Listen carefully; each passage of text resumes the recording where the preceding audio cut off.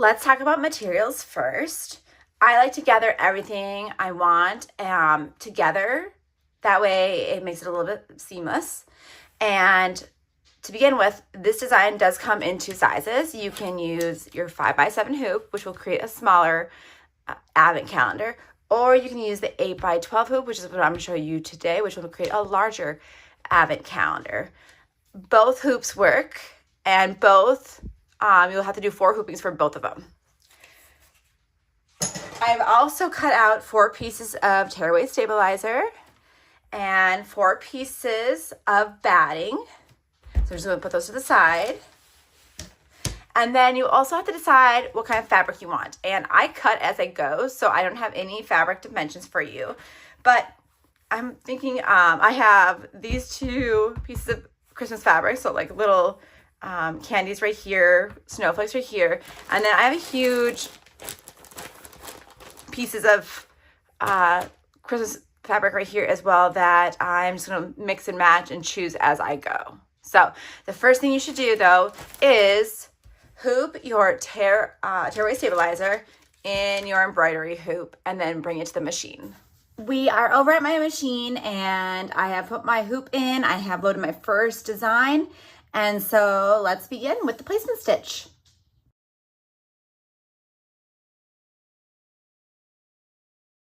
One tip I have for you is to raise up your embroidery foot hook to about maybe 3 millimeters if you have low lofting batting, or even higher if you have high loft batting. But as you can see, this one's this is thin, and so that's why I call it low loft. And this will just help ensure that your needle doesn't get caught in your batting. Grab your batting and place it over the stitches. And I just cut it to size. This one is different than the other ones. It's not the whole hoop size, so I cut out another piece and I just eyeballed it and run the next stitch, which will be tacking it down.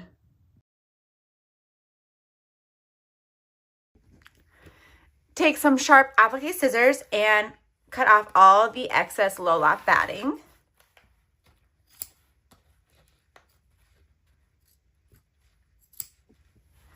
Grab a ruler and look for the first placement stitch line right there. We need it to go past that at least by 1/4 inch. I prefer to do it at least a 1/2 inch to 1 inch.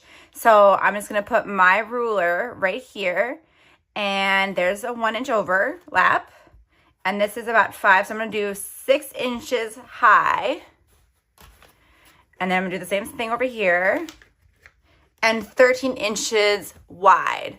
So 6 by 13 is what I think I said. Yep, 6 by 13. I'm going to cut out my fabric right now.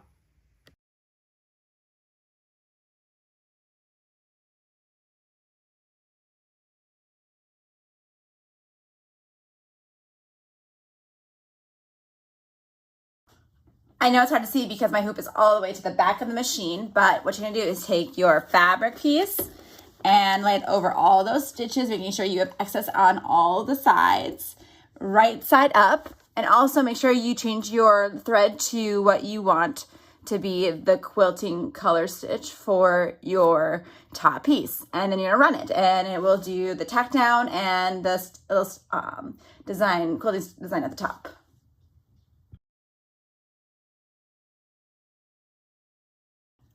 The quilting pattern is all stitched out, so now I change my thread to white, and I'm going to run the next stitch, which will do the what comes with the design, which is saying Christmas wishes. The top piece is a perfect spot to personalize this design, so if you have embroidery software, I suggest personalizing it here.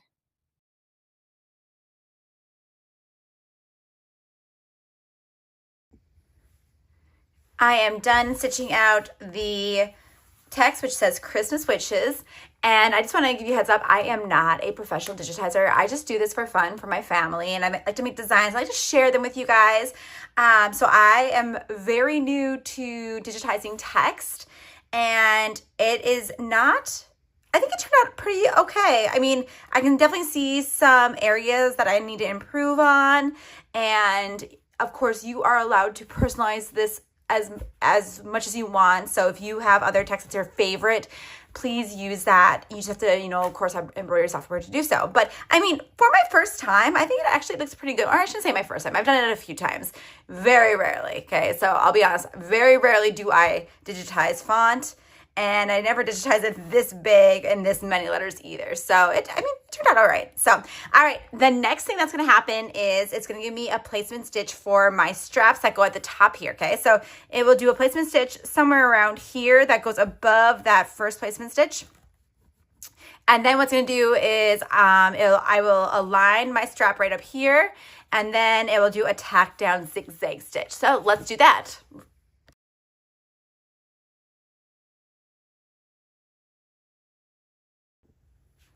It is hard to see, but it stitched out a placement stitch right here and a placement stitch right here. I am using 3/4 inch polyester webbing for my handle that will go up here. And so I cut out 12 inches, but you can of course play with that size depending on your needs. The raw edges have to go on the outside of the design. So find that placement stitch and I just put it slightly past it, like so, and then just tape it down. And I will also hold it down. Then grab your other side. Find the other side of the placement stitch. So mine's right there. Go past it a little bit. Make sure it's in the center. And then tape it down. And again, I will hold these sides so it doesn't shift in the machine.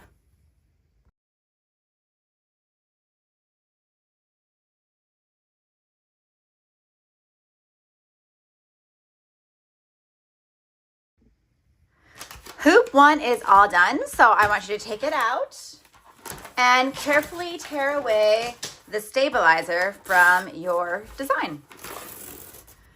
Grab your rotary blade and your ruler and look for your 1/4 inch line right there. And I want you to find that most outer layer stitch. And you're gonna line this up and cut a 1/4 inch seam allowance all around all 4 sides. And my